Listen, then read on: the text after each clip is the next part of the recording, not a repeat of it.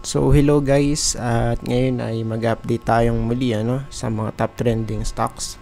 And of course, don't forget to subscribe sa ating channel, Stock Play. And paki-press na rin po yung bell button para palagi po kayo ma-update and ma-notify sa mga bagong videos na ma-upload natin. Dito lang yan sa ating channel. And kung meron kayong mga question, comments, ayan. So pwede kayong mag-comment down sa comment section or mag-message kayo. Ayan, sa ating Twitter account, Stock Play. So paka-search na lang yung ating Twitter handle, BDJ LLA. Tapos yung J may H, BDJ, ayan. Don't hesitate to message me if meron kayong mga questions, at pagka alam natin yung sagot, of course, magbibigay tayong opinion natin. Ayan. And sa crypto man yan or sa stock market. Ayan. And let's start, of course. Ayan. So, nain na natin for this video. ASEN. So, right now, bali pang ko na to, pang second record ko na to, and kasi kanina may dumating kaya ni-stop ko muna at inulit ko na lang kasi naputol Ayan. So yung una natin ASEN. So for this one, since naka weekly chart tayo guys, 3 white soldiers, tapos okay, bullish, pero for this one, tignan natin kung pa to, magrarally pa to ng isa pang candlestick papataas. Pero yung kanyang ngayon, yung kanyang current candlestick is hindi pa naman to totally nagko-close, since yung natin dito is weekly, 'di ba? So hindi pa to nagko-close guys. So ngayon, stochastic is overbought. Ayan. So yun yung natin dito, yung pinaka-issue for ASEN, ayan, sa weekly. So for now, pag chinek natin yan from here, tapos hanggang dito sa may niya, 53%. So ngayon, i-check naman natin sa daily. Ayan, kung meron ba tayong makikita. Ayan. Sa daily, overbought na to. Ayan, parehas RSI and stochastic. Meaning dito guys, mas mataas yung possibility na magkaroon to ng pullback, Ayan, since overbought na siya. Pero kung mag-ano pa naman yan, mag-extend. So why not, First case, if ever na mag-extend, even though na overbought na siya rito,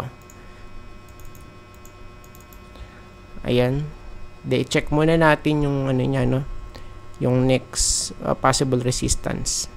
So based dito, kitang-kita naman natin sa daily chart. Eto guys, okay, marami tayong mga points dito, mga touches, 1, tapos ito pa, marami yan guys, ayan. This is valid, of course, since 2022 pa to So yun nga lang, since nung dito nalaglag noong last year to 2023 nalaglag siya rito guys, eto, ayan. So retest lang, laglag, tapos retest ulit. So kala natin mag-aano na dito, magbe-breakout na papataas kasi para siyang head and shoulder pattern, pero yun lang, walang breakout. Kaya much better kung may confluence at i-check muna natin yung sa sa higher time frame. Ayan, tas laglag, then retest. So ito guys yung palagi natin sinasabi even before nung 2020 tayo ata nag-start. 2021, 2022. And kasi retest to guys So, support before. Ayan, tas nalaglag, nag-retest. Pagka guys, hindi bumalik dun sa may dating support niya, yun na. No? So, it means, mas mataas yung chance na mag-create siya ng lower low. Ayan, katulad na to, no? Nag-retest, hindi nakapanik dun sa may previous support, then, yun na. Lower high na to eh. Okay. Or lower low pala, no? Low tas lower low. Ayan. Ayan, much better guys. Meron tayong point of reference. Especially mga patterns, mga reversal patterns. Ayan. So for this one kay Isen, since breakout, so pwede itong flip. Yes, pwede. Pero of course, tingnan natin, So, kung siya ay magrarally, mag-extend ang possible target 5.5. So, dito yun guys, 5.5. Ayan. Okay. Second case for Isen, since overbought na siya, diba? So, mas mataas yung chance na magkakaroon tayo dito ng pullback. Okay. It means, if ever na magkakaroon nga, so possible dito 4.6, bakit dyan? Okay, so we have here series of touches. Ayan, no, that supports yung ating box na to. Ayan. Possible ito yung magiging demand zone natin, Ayan, kasi mas marami ditong mga touches. So saan yan? 4.6 at least dito. Ayan, basta malapit sa may box na to. 4.6. Plus ito pa yung 200 fresh breakout kasi to, Ayan, kaya tingnan natin. So, kung masusustain ba or hindi, Ayun, fresh breakout sa 200-day moving average. So, let's see. Save natin. Tapos, next one is MAC. So, for MAC, yan, so balik lang tayo. Pangalawang record ko na to eh. Kaya medyo nakita ko na. So ngayon, kung i-check natin yung kanyang chart sa HTF or sa higher time frame, so ito yung nakita natin, So for now, retest to dito sa may previous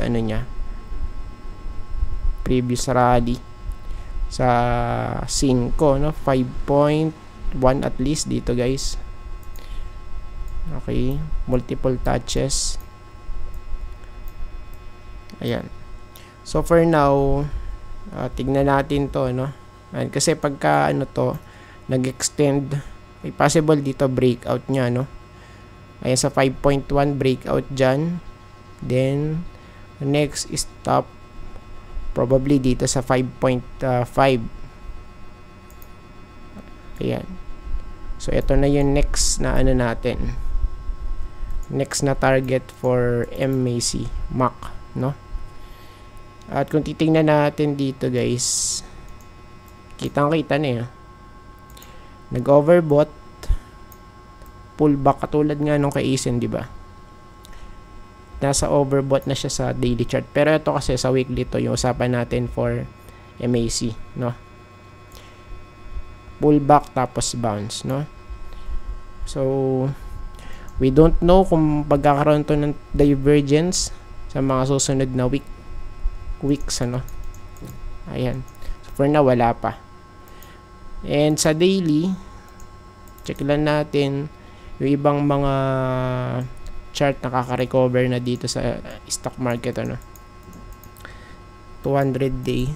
So actually, siya nasa taas na ng 200 day, So for now, let's see. Okay. So for this one, ayan. So ang resistance 5.1 or basta malapit dito guys sa area na to, no? Diyan. Area, tapos next dun nga sa 5.5. If ever na na reject guys, since nasa resistance na kasi, di ba? Pwede siyang bumalik dito sa may possible support 4.75 at least dito sa first natin green box. Yan, sa baba, no? 4.75 at least. Ayan. So medyo goods to. Ayan, kasi kung titignan natin, marami ding mga dyan, mga touches guys. Ayan, diba? Ayan. So ito yung nakikita natin for this one, no? So let's see. Okay, kasi mas gaganda pa yung magiging pattern na to. Ayan, sa mga susunod na linggo, ayan, kasi based dito medyo pa siya, nagde-develop pa to, ng kanyang structure. Ayan. Next natin, FCG.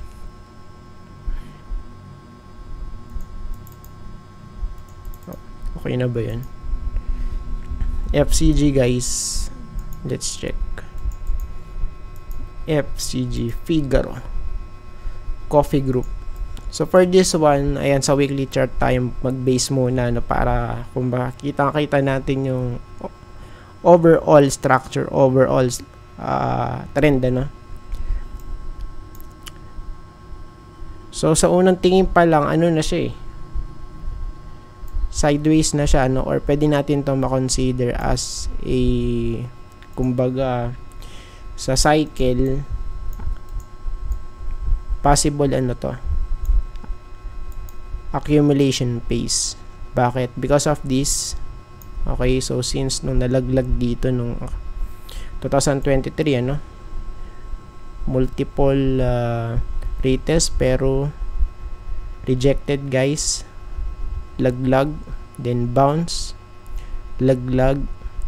So sa pangalawang dito retest, nag-stay na siya rito at di na nag-create ng lower low. So it means a possible bottom.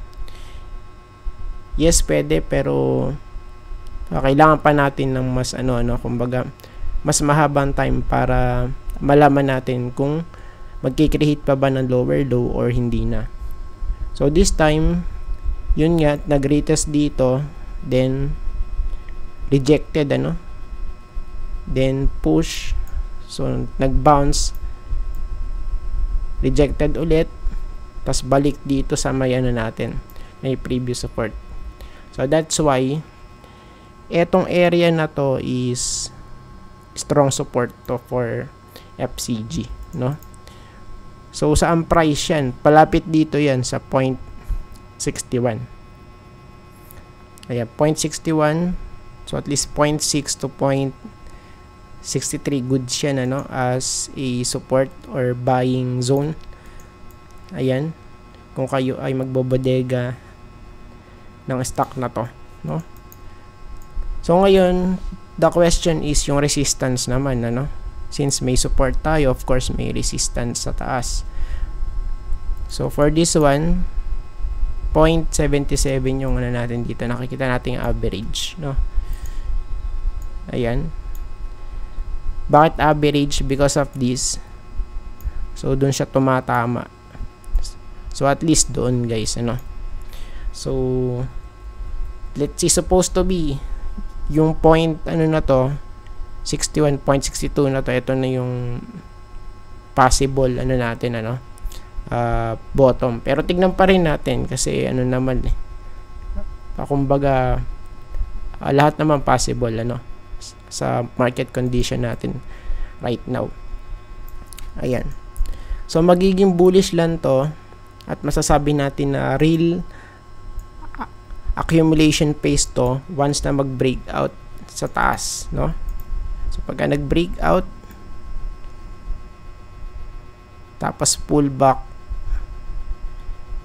then nag-hold, then push. Okay?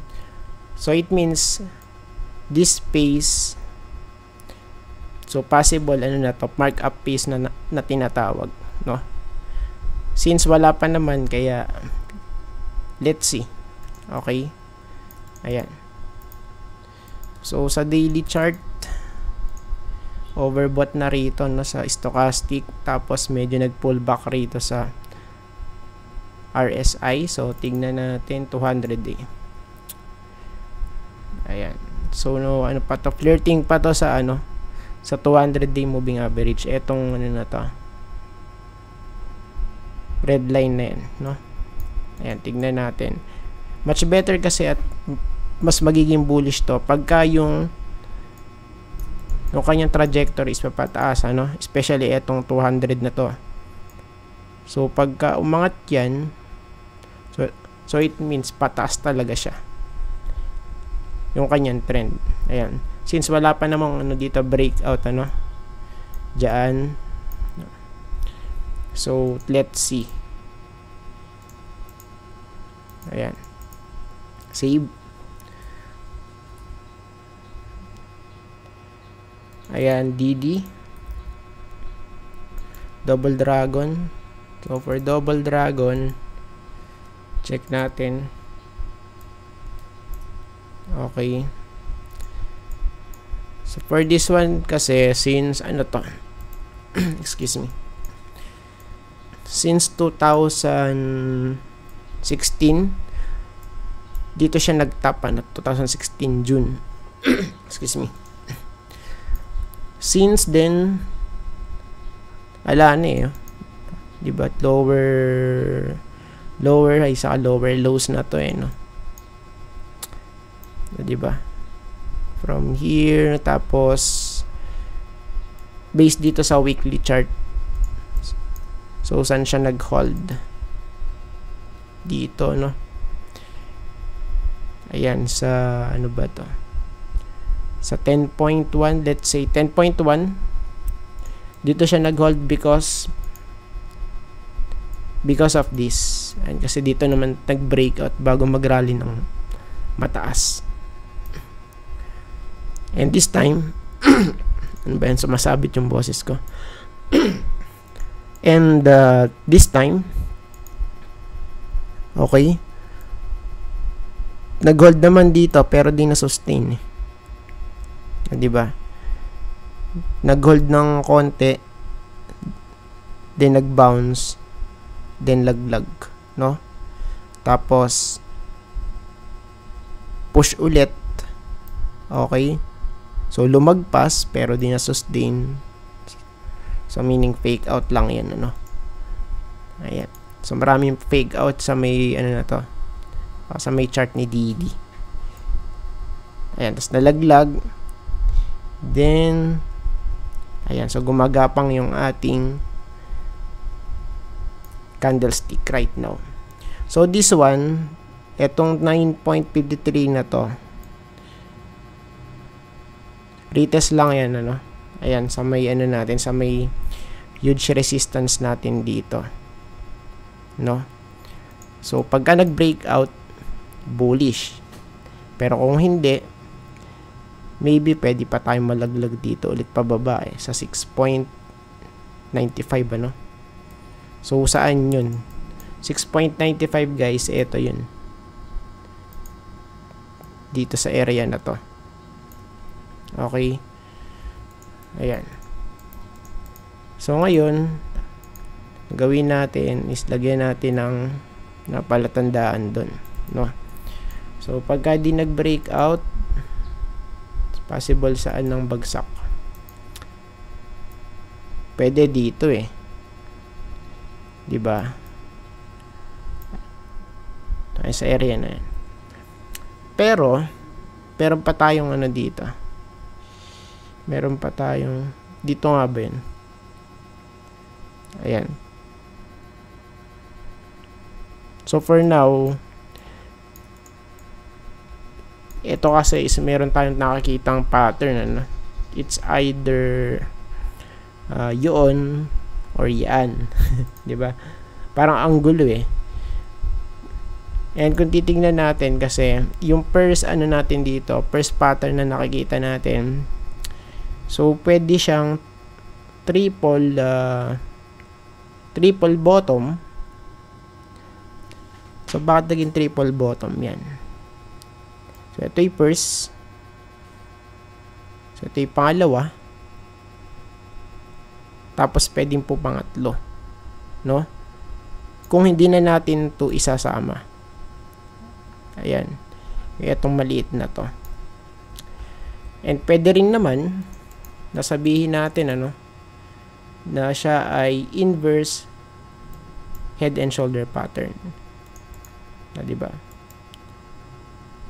So we have here left shoulder. Possible ito yung head niya. Tapos mag-create ng right shoulder, no? It's either of the two.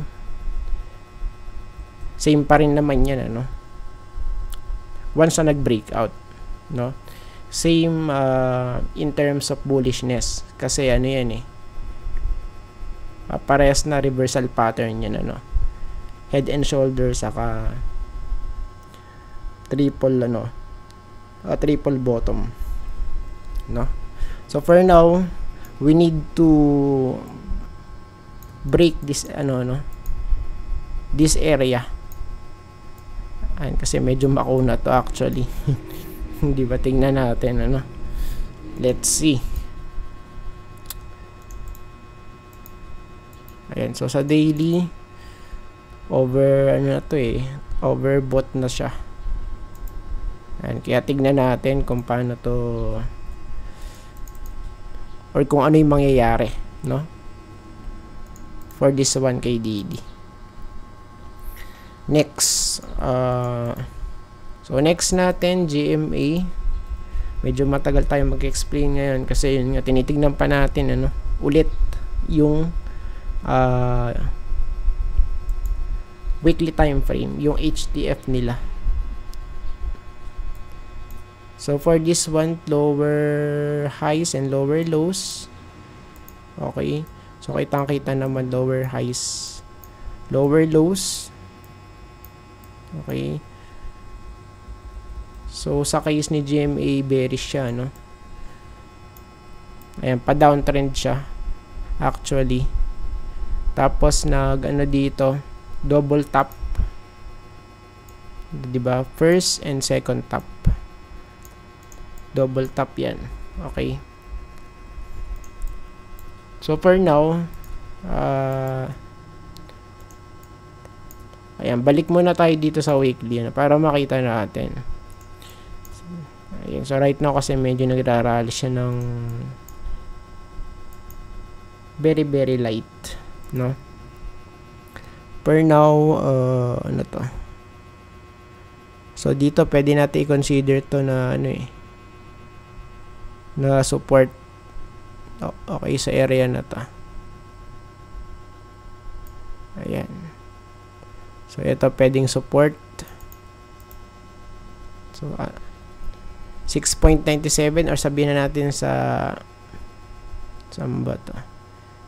Let's say 6.95. Ayan. Yung gitna, yung mismong gitna lang yung kunin natin, ano. Ayan, basta malapit doon. Kahit hindi exact, ano. Ayan, 6.9, malapit doon, 6.95. So ito po yung magiging support natin for GMA, ano. Then since nag-rally di ba? Nag-rally siya. Bounce play ito na tinatawag, ano. Because of this solid yung niya, no. Yung pagbagsak kayo. Grabe, no? Ayun, no. Naka-slant talaga eh. So for this one, ang possible natin na dito, mai-retest. So at least hanggang dito, guys, pwede. Pero tingnan pa natin dito. Pwede nga. Pwede dito guys, ano. So at least dito. Ayan. Okay. So nakita na natin, malapit dito sa may 8, 8.05. Ayan. Okay, basta malapit. At mauntog lang dun, ano, sa part na to. We have 1, 2. Tapos, pangatlo, ala na. Di na nag-hold. Same sa mga previous ano natin na sinabi. So, retest to. Okay, possible mag-rally hanggang dito. And kung mag-retest at hindi makapanik, possible pwede pa ulit na mag-create ng lower low to. Or mag-retest dito sa previous low niya, no, 6.93, 6.8, 85 ba yan? Okay, basta malapit dyan guys, no. So tingnan natin kung ano mangyari for GMA. So for now, galing sa baba. Okay, so tingnan natin to, no. Pwedeng pwede eh, sa 8, no, mag-retest. And sa daily, same din, galing sa oversold. And kaya tignan natin, ano, kung may hit ba yung 8. Pero possible yan. Bakit possible? Because meron siyang gap down dito. Ayan, pagka mga gaps, binabalikan yan, ano. So for this one, ang play natin nito, yung gap down dito. Okay, pwedeng balikan yan, tas malaglag ulit. So, ganun ang ano natin dito. Possible case for GMA, no? Ayan. This is daily chart. May gap dun, ano? Ayan, sa 7.98 to saan ba din? 8.24 ba? Okay, basta malapit dun. Next. Okay, converge. Medyo matagal tayong magano. Pero okay lang, yung goods lang yun guys, ano. So at least na explain natin ng medyo maayos at hindi nagmamadali. Okay, so for this one, remove drawings muna natin guys. Converge. Okay, grabe din to, no? From here, 2021. Nalaglag eh, oh. Lower high saka lower low. Okay. Ayan, tas dito medyo umangat eh, no. Nag-retest dito sa ano niya eh. Dun sa may low niya, no. Before. Tapos ala. O, diba retest lang to eh. Check natin ah. O, diba? So retest lang to, oh. Laglag tas retest. Hindi nakapanik, then nag-create ng lower low. So yun po yung sinasabi natin kanina pa, no? So once guys na mag-retest at hindi makapanik or tama, ano, or hindi makapanik, yun na, pwede mag-create ng lower low or mag-retest dun sa may previous low niya na naka-create. And ano yan, of course, vice versa yan, ano, kung bullish case naman. So for now, kung i-check natin to, isang tinginan lang, medyo ano siya eh, medyo goods yung kanya itsura ngayon, ano. Bakit po natin nasabi? So because of this. Ayan, so para siyang nasa accumulation phase guys, ano, si Converge. Itong Converge. Ayan. Support. May possible dito sa area na to sa 8.2. Then yung resistance, ayan, sa 10.3. Ayan, so medyo sideways na siya actually. Possible accumulation phase to, no? Ayan, kasi ano siya, patalbog-talbog na siya guys. Pero may condition of course, ano. So magiging accumulation phase to kung magbe-breakout sa taas. So kung hindi, it means possible panibagong ano to, all-time low na naman, no?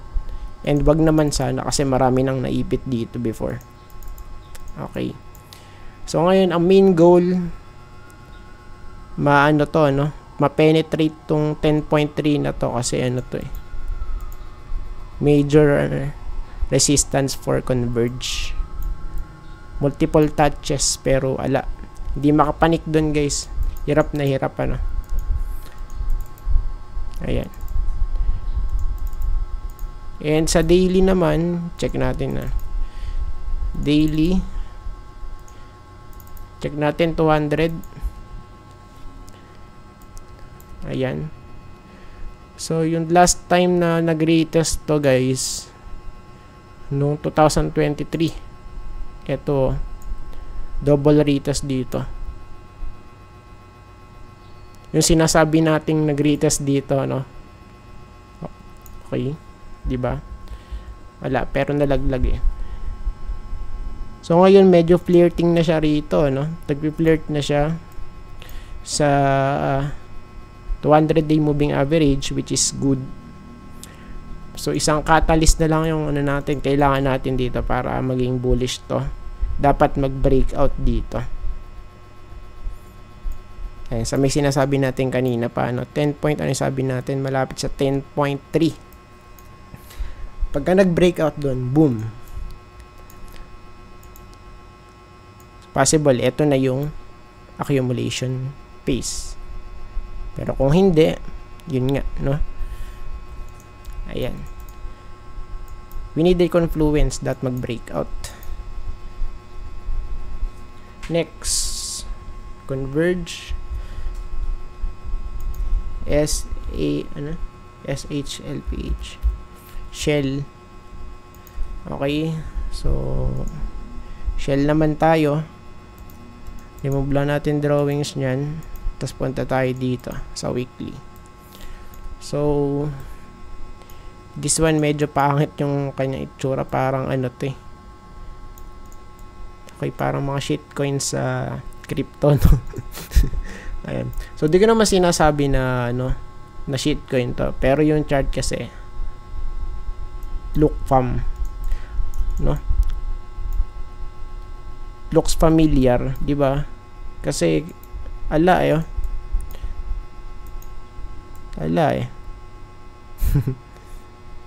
no comment. Ala, ano? At mukhang meron pa ito ibabagsak. So, tignan natin. Since naka-weekly naman tayo kasi dito. Ayan. Pero ang pinaka ano natin dito, pinaka resistance natin,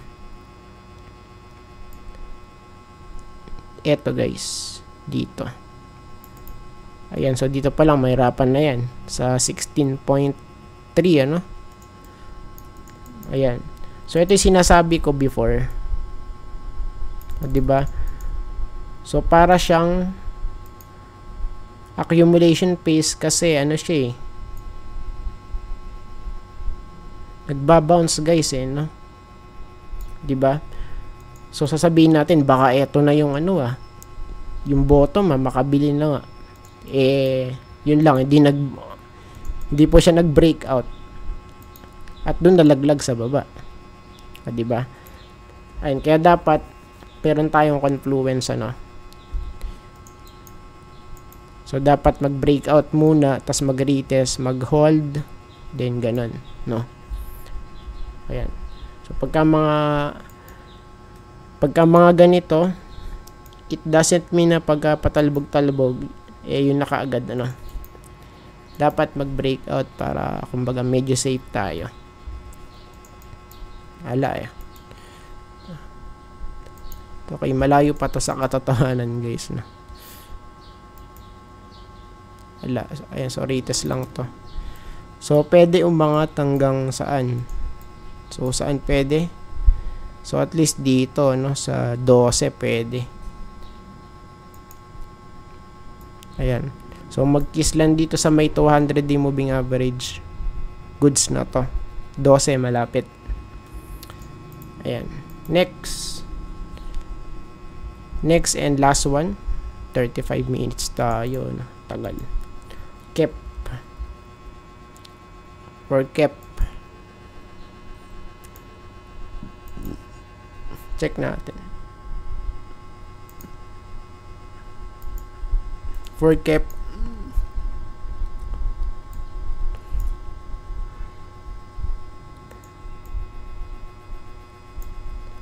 Wala guys, laglag na to. Dating, ano ba to? 16, naging 3. Lugi tayo dito guys pag ganito, no? Ayan. So, nagkabuhusan na to. Sell off malala ang nangyari kay Kep. Pero kung titingnan natin, meron ditong gap down. Okay. Ayan, tingnan natin kung magpi-play out ba yan. Kung babalikan ba tong ano na to, no? Gap, ano na to? Gap up saka gap down pala to. Diba? So, ngayon, is nakapokus tayo dito sa gap down. Kasi ito yung pinakamalapit eh. No? Check natin sa daily chart. So, sa daily chart, halos di mo na makita to, no? Eh, sa weekly na lang tayo. Medyo hindi kaaya-aya yung ano sa daily, yung chart niya, no? Ayan. So ngayon, support. So kitang-kita naman dito yung support. Suporta. Ito yung support. Yun nga lang, medyo makapal tong support, ano? Ayan. So dito 2.5. Then okay, basta malapit dyan 2.5. Ayan, so tingnan natin. Wala, laglag to. Baka meron tong news or something. Kaya parang ano eh, or nag-halt. Di naman siya nag-halt eh, no? Yun lang, medyo nalaglag talaga guys. Ayan. So I think tapos na po tayo, no? At maraming salamat sa panonood. At kung meron kayong mga question, comments, ayan, mag-message lang kayo sa Twitter, Billy J, and subscribe na rin kayo.